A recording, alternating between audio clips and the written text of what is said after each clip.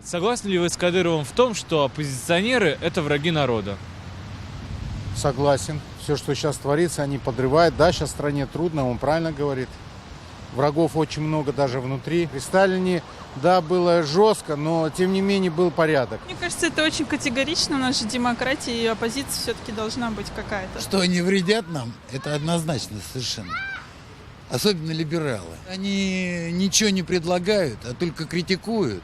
И как бы конкретно проплаченные товарищи все. Не знаю, я, наверное, не согласен. А почему не Каждый имеет согласны? свою точку зрения. Ну, то есть у оппозиционеров она совершенно может быть другая. Я не согласен. Потому что не все оппозиционеры являются врагами народа. Это уже очень редкое заявление, на мой взгляд. Потому что оппозиционеры не думают о России больше, наверное, чем Кадыров. У нас есть закон.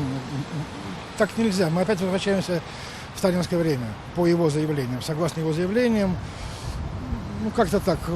Скоро будет уже именно как собаку уничтожать. Так нельзя, мне кажется. Раньше я думала, что оппозиционеры это борцы за справедливость. Сейчас я так не думаю. Мне в последнее время очень нравится Путин и его политика.